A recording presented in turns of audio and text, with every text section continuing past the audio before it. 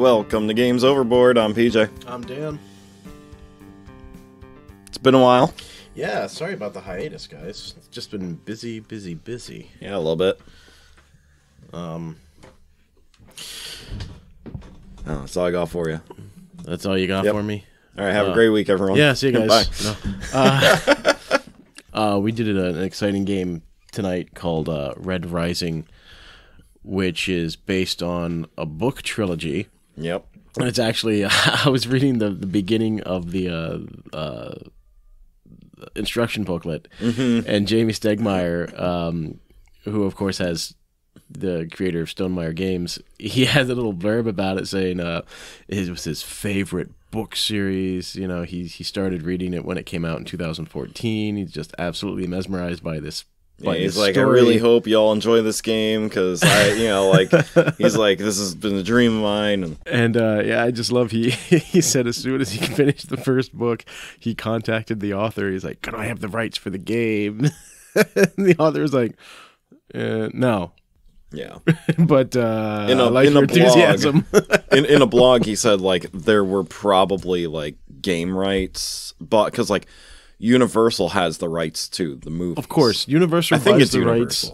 Universal buys the rights to like just about anything the second it comes out if they think it's going to be big. Like, don't get me wrong, I like Universal, but you guys know my gripe with Hollywood.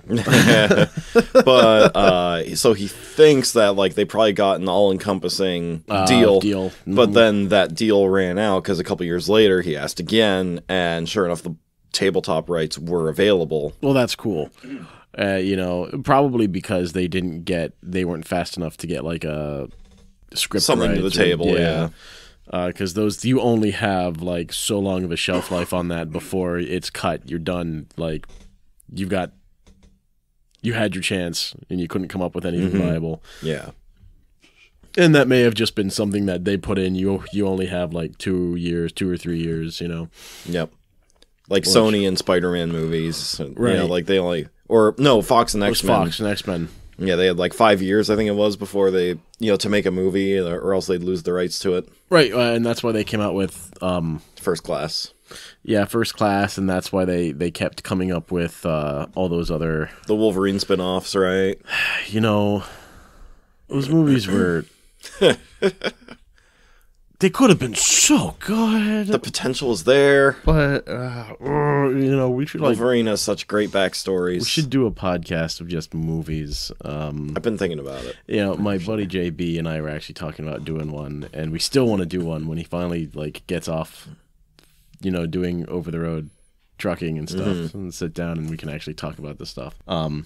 Anyway, completely off topic there for a second. Sorry, guys. This game... Yeah, what do you think of it? I like it. So we talk about, and we go back to this game quite a bit, Dune. How it's that Dune Imperium. Yeah, Dune Not Imperium. Dune. Sorry, Dune Imperium. Dune's a different That's game. a different one. But how it's that resource gathering type of like, you have to think ahead, and this is the same thing, but you really have to plan and play the long game. We played with 2 other people, and the only reason at the end of the game you and I came out as first and second place is because honestly, I think we just got lucky with how our strategies worked. Yeah. You really have to think of the long game when it comes to this one. It's it's more cerebral than Dune Imperium, or even some of the other Stonemaier games that we've played. Which is interesting because it's so simple to play. It's a Stonemaier game. Yeah, but even compared to like other Stonemaier games, like this one is like the actual part of the rule book where it talks about gameplay is smaller than the palm of my hand. Oh yeah. Like the actual playing the game is so easy to learn. Because literally this is what it is. The board has 4 planets on it. All you do is you play a card down on one of those 4 planets. And the card has what's called a deploy ability. So you get that ability. Once you do that, you pick up a card from one of the other 3 places. And you get the ability from that place. That's the game. Like, literally, that's the game. you don't get to choose who you are, like what house that you are out of the, what is it, six that are available to you. It's a blind shuffle. You just pick a card, and that's what you get. And every one of these cards, of course, every house has their own very special, unique ability, and they're very oriented towards a certain goal. And of course, a lot of these things, if you read the book series, I have not. I know you said I read the first book, and I'm 6 chapters in the book 2. Okay. I just did the quick synopsis and everything, but I was picking up things like, oh, that's why that's that. Oh, that's why these. Oh, this is why this card is like this. So for those of you who don't know the whole thing of Red Rising, it's dystopian future. We've colonized other planets, and there are 14 different ladders to this hierarchy. Right, and they're all color-coded. Yeah. So reds are at the bottom, gold is at the top, and then there's a wide array of everything in between. Right, and the way that it's described, and the way that you described it to me as well, is like the reds are basically the slave labor, but they don't know that they're slave labor. Yeah, they don't know. Like, it starts off following a character, Darrow. He is a miner. They mine helium in the depths of Mars. Never seen the sun before, things like that. And they're told that they are mining Mars for the good of humanity. Like, Earth is, like, out of resources, so they are the main squad of people who are out in Mars, terraforming it, getting it ready to save humanity. When humanity is already colonized, like, countless planets. Yeah, like Jupiter and all this other stuff. And, like, they're physically different, right? They're, like, taller and stronger. Yeah, the golds are, like, designed to be bigger, stronger, faster, and all that, than reds, who are smaller because they have to live in caves, right. underground and everything. So, like, the story itself is fascinating. From what I've read, I really do want to borrow that book from you and read it. But it's got a whole bunch of elements of some of our favorite stories and video games. Yeah, what was it?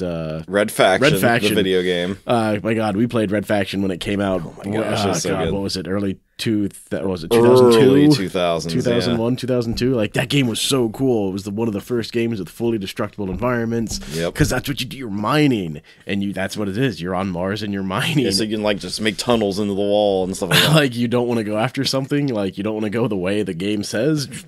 Tunnel around it. And without spoiling much from the book, like, the book is also very much Ender's Game, which is one of my favorite sci-fi books. Yeah, just reading the synopsis, I picked up on that. I picked up on Ender's Game. I picked up on, because we talked about this, what else? Hunger Games. Hunger Games was one, because, like, people competing for food, because, like, the miners would compete, and whoever mines the most helium, they'd get more food that year. Right. Or that month, I mean. Yeah, and, like, it's very dystopian, very sci-fi, like, really, really cool series. And this game feeds right into it. And Jamie Stegmaier, if you're listening, like... He won't be. He doesn't listen to his reviews. I know, but, if we ever get lucky enough one day... this is a great representation of that story. It really is. Yeah. So let's start off with... Well, first I want to say, the book, the writing is fine. It's like... it feels like a young adult book in the way it's written. Well, isn't it? I don't know, because, like, they deal with some pretty heavy stuff. Like, there's multiple instances, like, mentions of rape. Oh, well, that's that. like teenager. Yeah, I would say this is not middle school. This is like teenager. This is like high school. This is something stuff for a teenager to read. Young adult, high school. Yeah, because like the writing it's all right. I've definitely seen better. I'm like, oh man, this is your favorite book series? Okay. But having said that, like let's get right into it. Yeah, let's talk about the game now. Like the game and everything. So the game really feeds right into this. I mean, first of all, the cover art is so cool. Yep. And let's say it was designed by Jamie Stegmaier and Alexander Schmidt. So he co-designed this. He co-designed this one. Okay. And from what I read in the blog, like again, he's been wanting to make this game for a long time. When like you have to reread the book, and he was playing Fantasy Realms with Alexander Schmidt, and that's when it hit him. And because I had heard from other reviews that this game is very similar to Fantasy Realms, and a lot of people are like, I'd rather just play Fantasy Realms because then I don't need to read the book series to understand the game. Well, you know, and that's the thing. Like, even just reading a quick synopsis that I did, and I read the synopsis of not just one book, but the entire trilogy, which is, honestly, going to Wikipedia, guys, it's a really quick read. No, seriously, I was reading while they were if you don't finishing up the mind, game like, while I having came the in here. story spoiled for you and Like, all that, like, just do that. You know you can't spoil things for me. What movie did... Jared, and I went to go see a film. He told me the ending, and I was like, "Oh, why'd you tell me that?" And we watched it, and I was like, "Oh my god! Oh, geez, he told me that. I completely forgot." It's like, you can't spoil things for me. I don't care. You know, I'm still gonna enjoy it. But yeah, after reading that quick synopsis, like the way the game plays and the way these cards are, because you have a plethora of different colors for the cards, you can see why these certain colors have the abilities and have the actions that they do. Yeah. Because at the end of the game, you want your hand to be as compatible with all the cards to mesh with all the other cards. Right. And so, like, you know, the golds won't be with other golds or whites. You know, they don't want to be with reds, and the reds don't want to be with these cards, and you know, so on and so forth. And then you get some that say, I'm fine with reds, and I'm fine with this. You know, but not this specific guy, right? And I don't want, and that's what got me. That's the only reason I got saved at the end to get those points. So each of these cards that you get, well, let's just go through it real quick. You get a hand of, what is it, five? So it's pretty normal deck builder right off the bat. You get 5 cards, completely at random. So you don't get one specific color. The only color that's specific to you is what planet or house that you're going to be. Yep. And that has its own special ability. That's right. Everybody has their own special ability. For example, I was Jupiter, and these guys are all about space travel. You know, they want to get as far as they can, as fast as they can. Another group wants to do nothing but gain knowledge and influence and everything. So they've got a specific sect that they go to that they can, get that ability to gain knowledge and stuff. The Institute. Which one did you have? I was House Apollo, and okay. The Arch Governor of Mars is from Apollo. Okay. So my group got to go first and last. That's right. You get that extra turn at the end of the game. Yep. So you've got these factions that you can play as that have these certain abilities that'll push you further to your end game.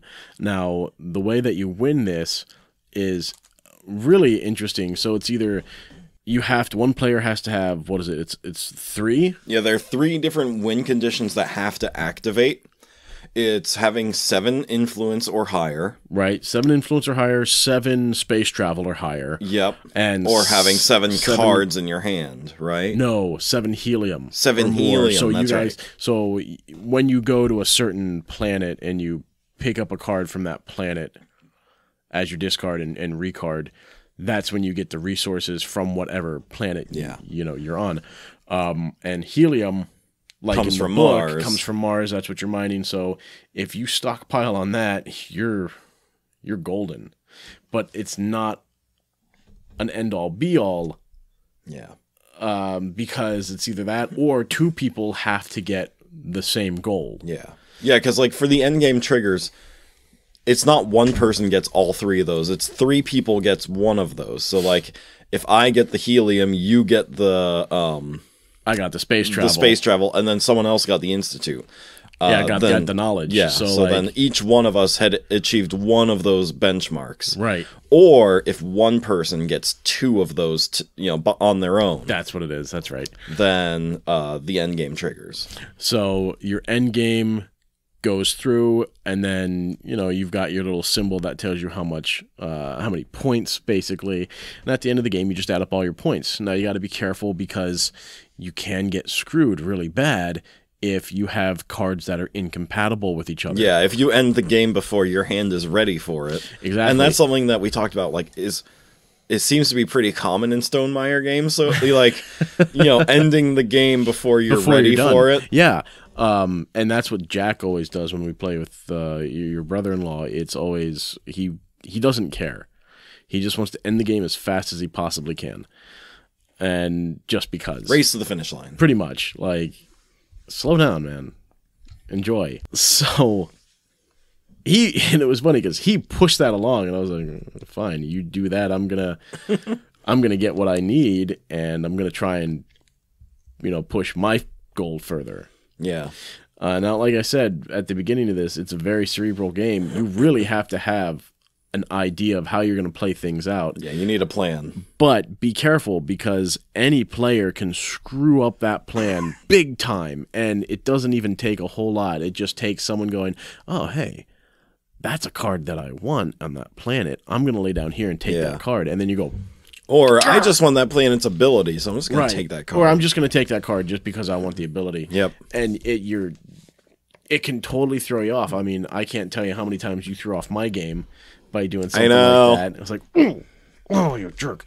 But the game itself, very easy to play. Everything, and this is what I like about Stonemaier Games, is just about everything you need to know is on the cards in front of you.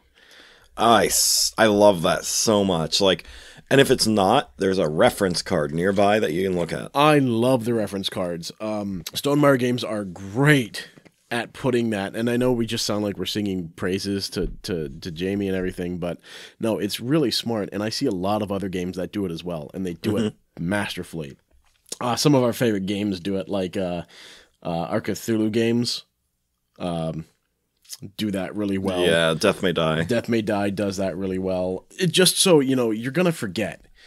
Yep. Even if you've played it over and over and over again, sometimes like, I haven't played this in a while. What do I do again? Oh yeah, here it is. Yep. Our legendary games, our deck builders has the same thing. If it's not a card, it's printed there on your board. On the board. Okay, by the way, this is what you do next. This is next, and this is next, and now you repeat, rinse and repeat. Even we also played Godzilla, which a review for that's coming soon. But like usually. A lot of games do this, and Godzilla did it too, where the whole back page of the instruction book is just a breakdown of the phases. Right. And what to do, like first do this, and then do this, and then, I just love when game designers do that. I just love it so much. You don't have to go flipping through a book. You can just be like, oh, this is next. Oh, this is what's next. Yep. Oh, this is nice. So let's talk about quickly these components on this game. Yep. There's not a lot, guys. You get a board. 10 plastic blocks, a little plastic ship. Mm-hmm. The Sovereign token, which is a little plastic trophy-looking thing. Yep. And the First Player marker, which is a plastic crescent moon. Yeah, that's right. And the helium tokens. Yep. And everything else is color-coded to your group. Mm-hmm. And then the rest is just the massive deck. Yeah. And I'm telling you guys, this thing is big. I think it's like 152 cards, but they're like oversized cards. They are.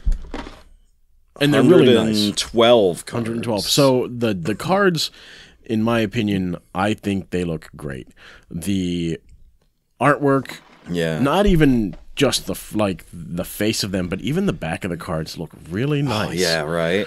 They look so like if I had a deck of playing cards that had that kind of finish, I would be afraid to play with them. I wouldn't want to ruin them. They're really nice. That linen finish. Yeah, and the artwork on it is so cool. Yeah, really I said, I only did a synopsis, but you really get an idea for like what these characters are, and these are characters from these books that you get to. Some of them look exactly how I pictured. Some look nothing like how I pictured. Well, you're gonna get that. Like the character Dancer, I pictured him looking like Bryan Cranston, like which Bryan Cranston? older Bryan Cranston. Okay. More particularly from the new show that he's in, The Judge. Okay. No, Your Honor. It's called. Like big bushy beard and and stuff like that, and like kind of scraggly looking, like wild hair all over the place. That's a big step up from being bald because of cancer and Breaking Bad. Yeah, right. And then when I pulled up the Dancer when we were playing today, and he had a bushy beard, and he was gray all over. I'm like, all right. but he looked a little cleaner than I expected Dancer to look. The one that I thought was great, some of these gold ones, who was it? The Jackal. I just looked at him, your typical, like, douchebag prep boy. Oh, he is such a piece of shit. I mean, that's exactly what he looks like. Such a piece of shit. And the cards got it, I think, pretty well. Like, he looks like that quintessential 80s douchebag. The blonde hair. He's got a chip on his shoulder. He looks like someone you just want to punch in the face. Yeah. I think of I can't even remember the guy's name from the Karate Kid. The first movie from the 80s, not this stupid crap with what's his nuts Smith. Is it Jaden? Is that his name? Sure. Moving off topic. Okay. Moving on. I wonder if our listeners listen just so we can get off topic. I know, right? Hey guys, if you're listening, we don't hear from you. We don't. This is such a one-sided relationship. It is. Give us your feedback. Do you like us going off topic this much? If not, say, hey guys, shut up and focus on the game, or Channel listened to our E3 discussion. I'm like, you listen to that? What's going on here? I haven't even listened to our E3 discussion. I don't want to hear my voice again. I have to edit. I'm so sorry. You get to hear me all the time. That's horrible. That's terrible. Oh gosh. But so there is a collector's edition of this game. Yes. We were sent the standard one because Stonemaier Games, they don't like sending collector's editions of games to reviewers. That's fine. That's absolutely fine. Yeah, because they learned that some reviewers will not make it explicit that they have the deluxe edition, and so then people feel misled when they go out and buy the regular one and don't get the deluxe components. Yes. So I understand that. It's wise. And if you believe in your game, then you should feel confident giving the standard version to your reviewers. Exactly. And getting good reviews, Right. And so I say, yeah, props to him. Shush. So there is a deluxe edition, but I watched the Dice Towers review years ago when the game first came out. Because the reason why I didn't own it sooner is because they weren't very nice about it. Well, they weren't very nice about the deluxe edition. I think I'm going to try one of these cookies now. What are they called? The Doppelino. Dutch Kush. Sorry, guys. Yeah. Off topic again. Anyway, so the deluxe components.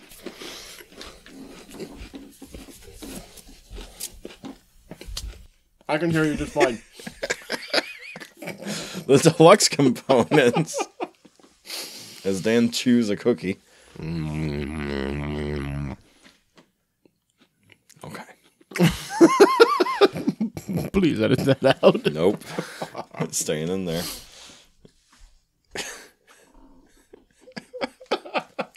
It's late. I gotta get home to my girlfriend. Anyway, deluxe components. All the cubes, instead of plastic, are metal. Washing it down with tea. No, go ahead. We'll wait.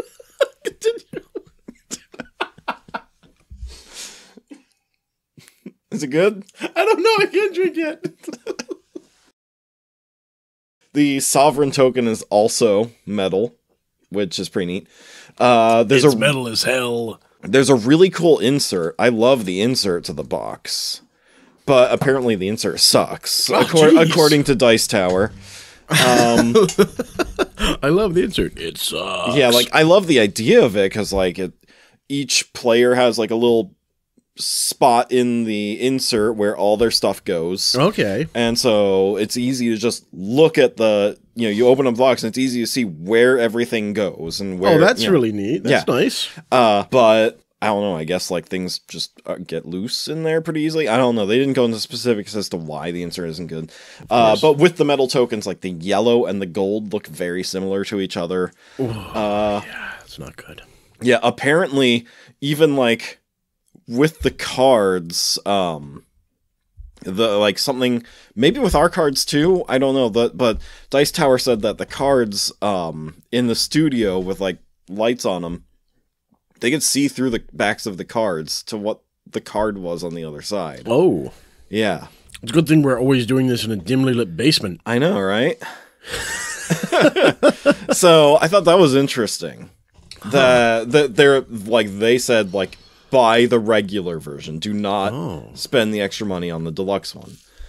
So, well, I gotta say, I really like the deluxe. Or not the deluxe. Sorry, I like the regular version. The components in this are great. They're fantastic. Yeah. The cards are great. The plastic pieces feel good. Yeah. They don't feel cheap or chintzy. They feel like it feels like a well put together, well thought out, and cared for game. And at the end of the day, this is a card game. Right. All that really matters is the quality of the cards. Exactly. And they are fantastic. Definitely. Let's get on to our favorite moments, I guess. We've pretty much what works and what doesn't work. Right, is what that's it. Is next in the Hey, it's been a while, order. okay? I'm sorry, guys. You're out of practice. What works? You know what? Just everything on that card, having those rules and those special abilities laid out for you right on the reference card. Not just the reference card. Oh, yeah, just the layout of the card, yeah. Just the cards themselves. Each card. They are fantastic. I mean, if you get confused, which I'm sure you're going to, first glance at them, you're going to get confused. Oh, yeah, because, like, there's a lot of information. It's a lot of information, and so your brain kind of shuts down at first because you're like, oh my god, there's a lot going on here. Until you just take it one line at a time and like, oh, okay, this makes a lot more sense, you know? Yeah, but all of that, and it tells you, this is how you end your turn. In a normal play fashion, this is how to end your turn. You get all that, on your reference card.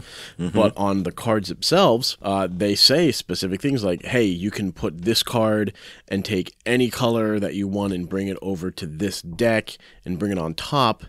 But if it's a certain color card, if it's a gold card or a red card, you can take that card too.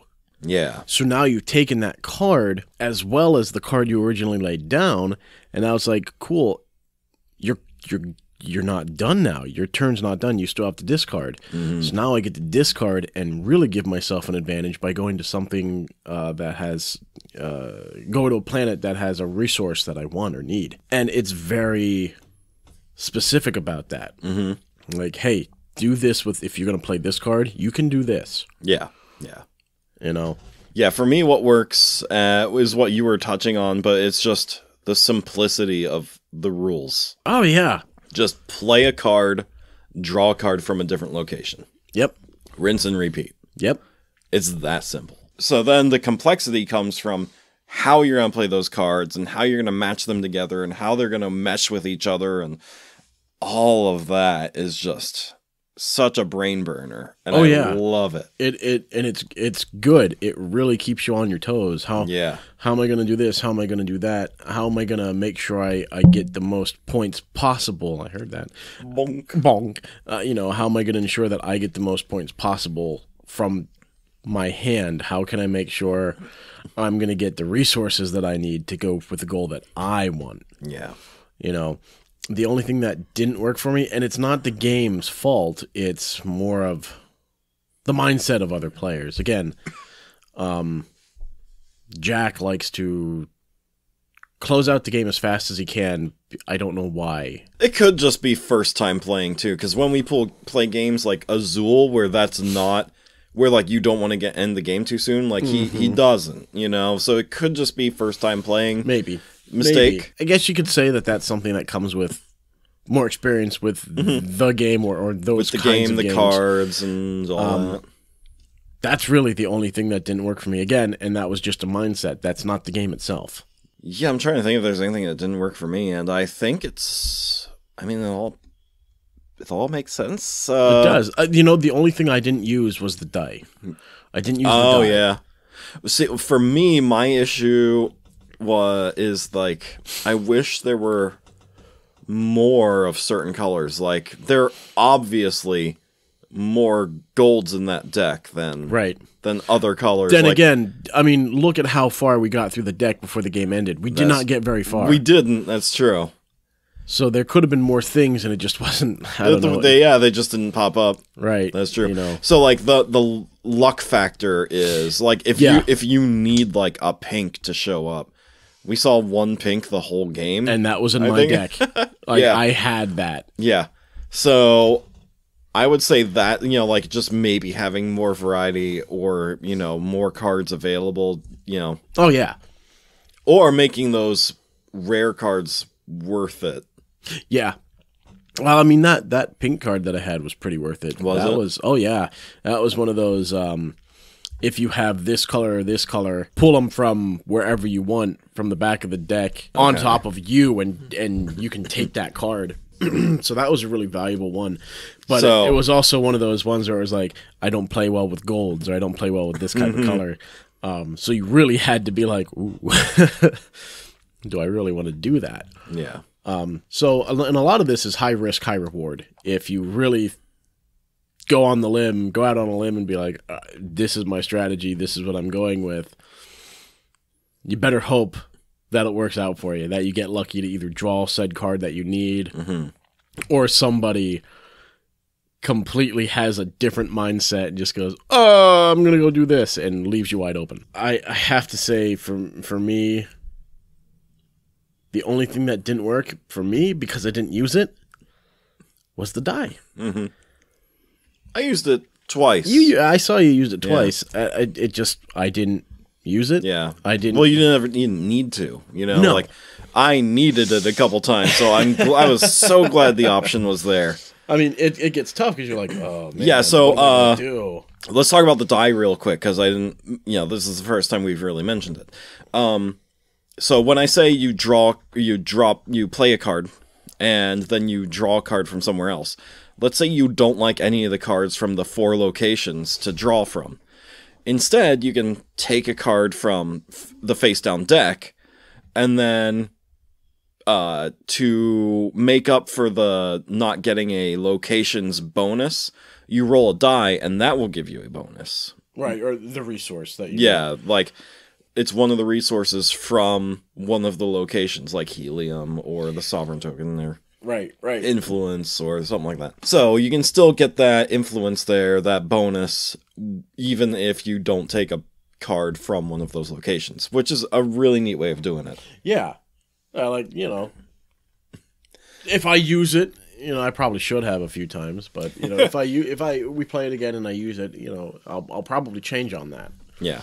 So what are your not final thoughts, what about your favorite moments? My favorite moment was probably the first time, because I wasn't sure, I was like, this game could be boring, and so I'm looking at my cards, I'm like, what did we do?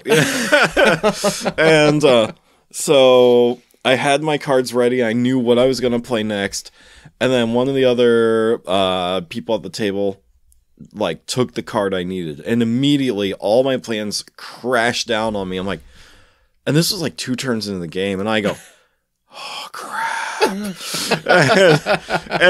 and immediately my brain starts going in the 3 different pathways of well, maybe if I do this, I can do that, or if I draw this, I can play that, and if I do, and I'm like, and that's when I realized, oh, this game has some meat to it. Yeah, it's got depth. So that was probably my favorite moment, when I realized that this game was gonna be something compelling. Because at first I was like, okay, you just draw a card, play, and then pick up another card, and then draw a card and pick up another card. I'm like, yeah, okay, the cards have abilities, but what else is there?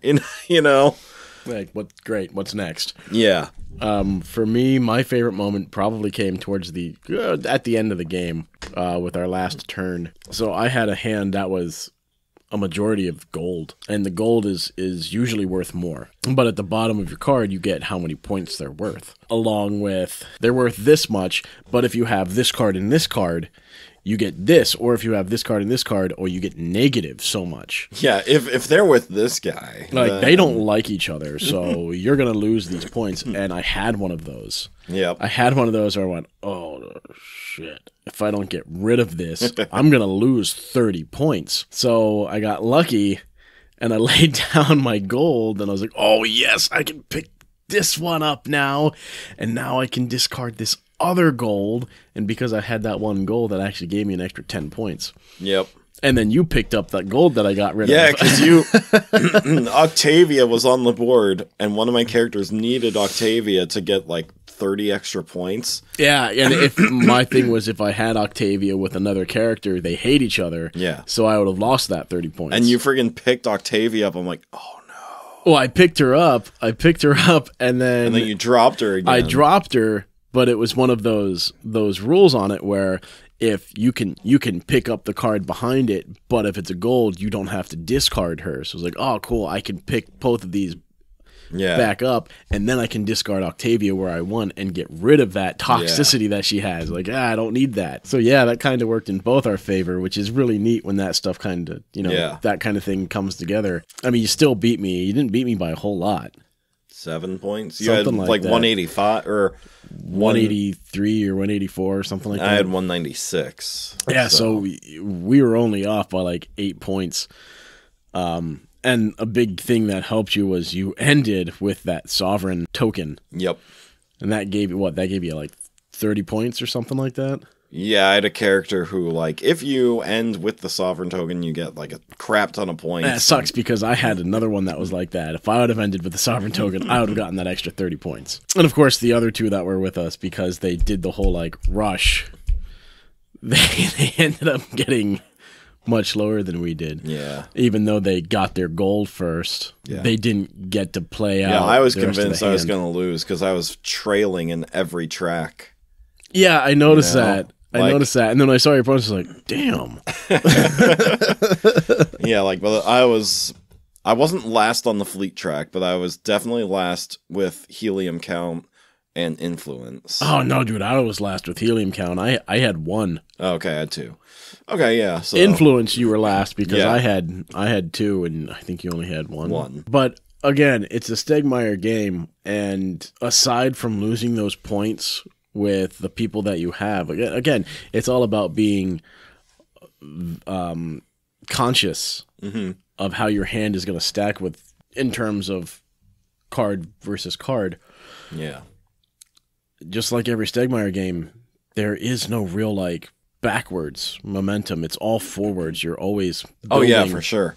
And that's what I love about these games that they make. It's always you're building, and even if something totally screws up what you're going for, you can still come out on top. Yeah, because you're always going to get something. You're Right. always going to get some kind of bonus. Right. You're always going to be striving to a goal. And even if you're focused completely on points and you're not doing the goals themselves, like you got that forward momentum where you can still win the game, even if you're not doing what everyone else is doing. Yeah. So that's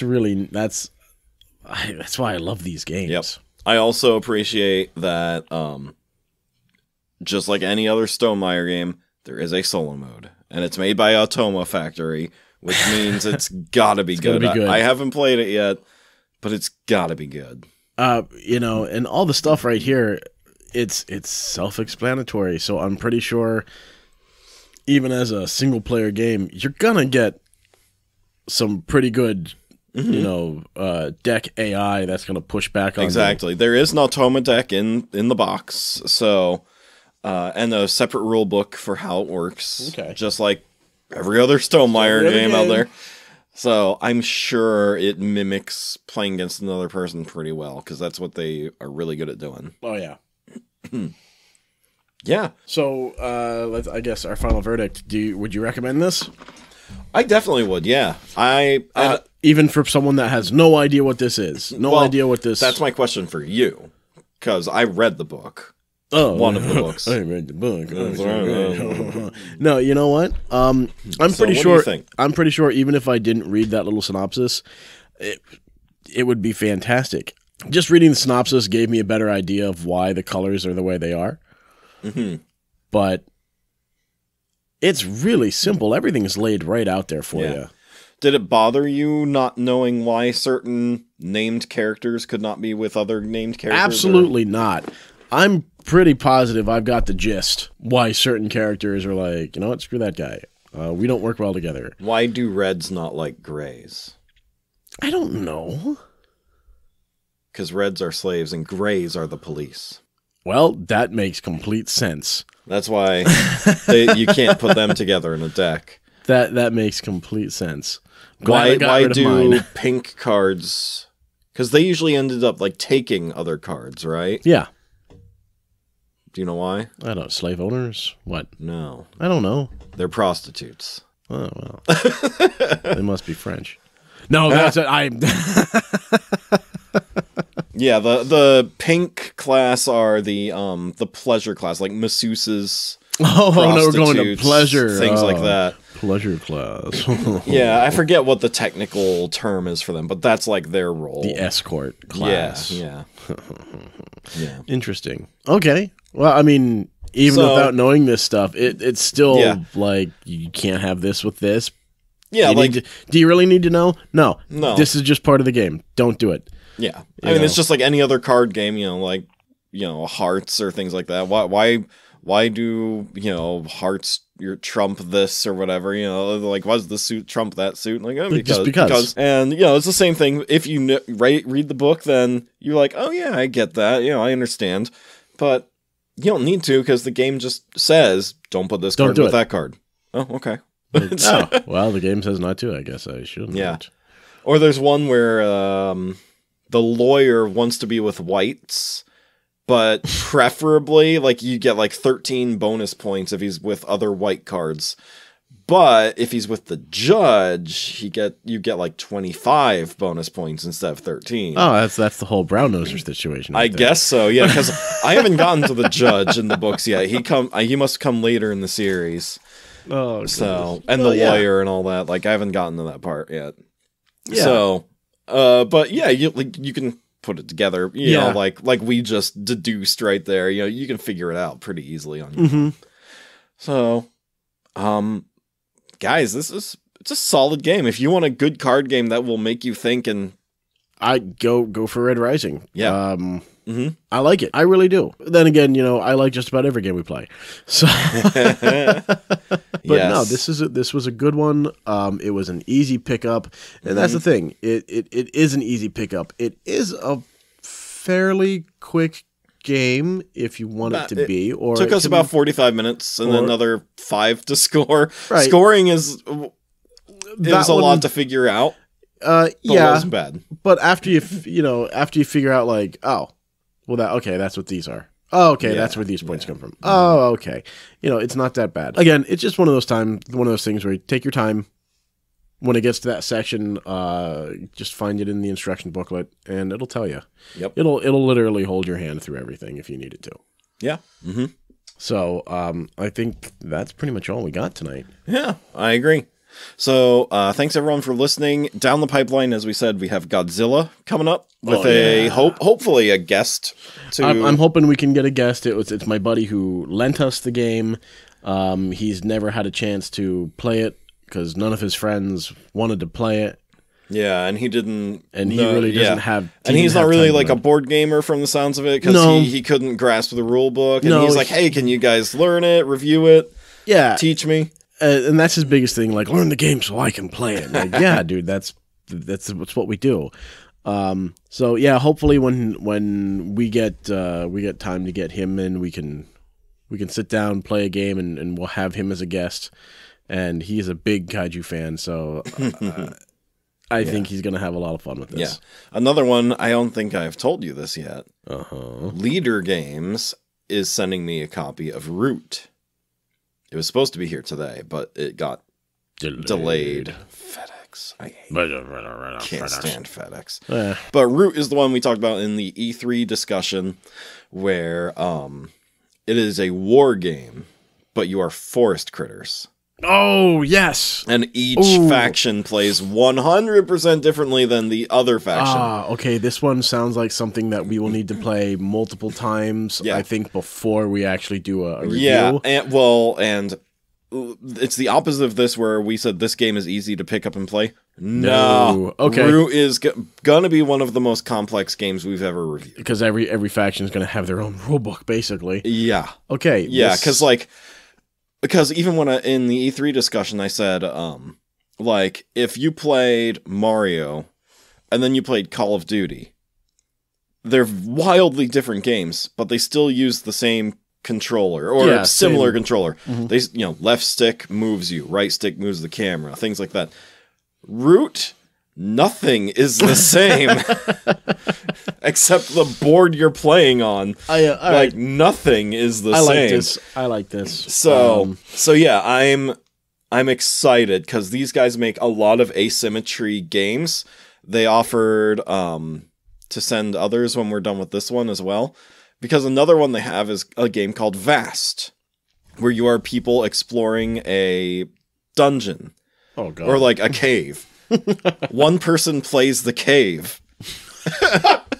and then like another person plays the goblins living in the cave. And one person plays a knight who's going in to kill the goblins. And I like this. Oh my God. So these guys are like all about asymmetry and everything. So I can't wait to try out some of their games. Yes. Oh my gosh.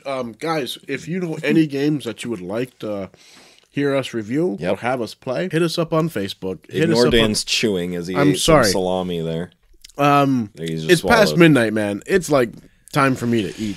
My midnight snack, man. My midnight snack. Other things down the pipeline I wanted besides what just went down mine is 3 people that we've interviewed.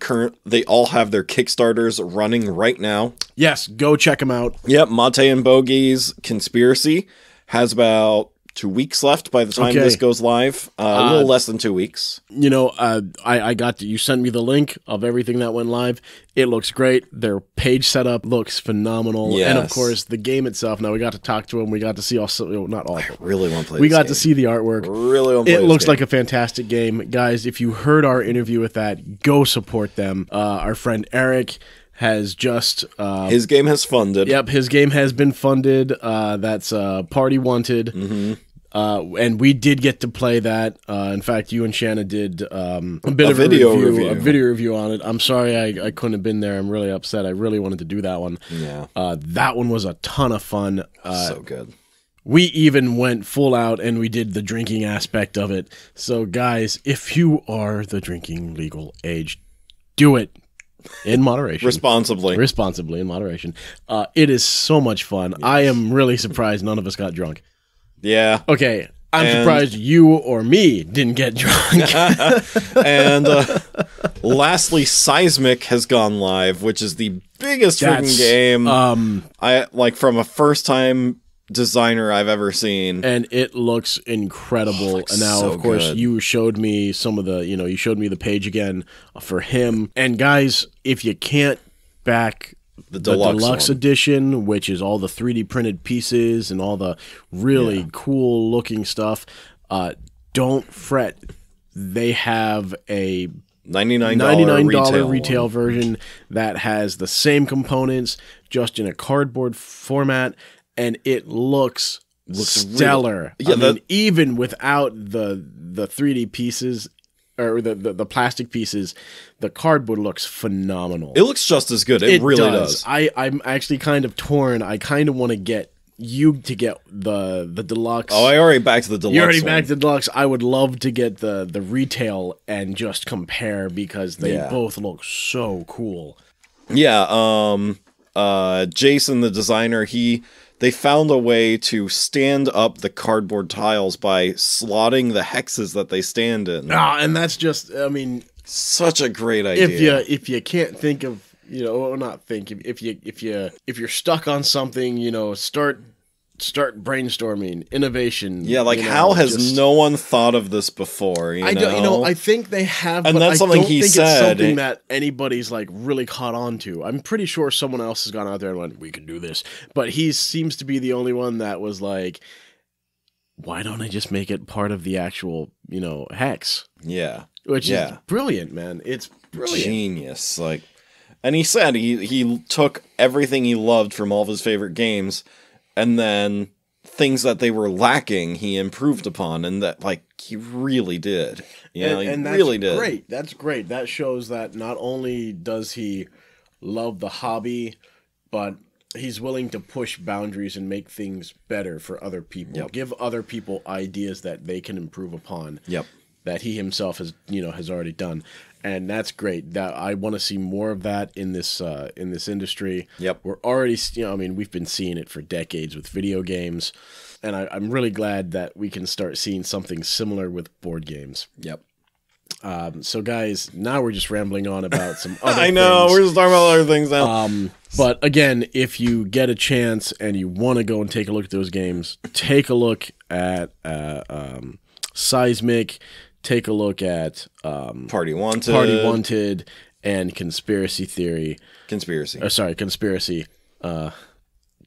Check them out. They all look like great. Well, Party Wanted Party is a great One game. is a fantastic game. We've already played that one, so we know. The other two look fantastic. Definitely.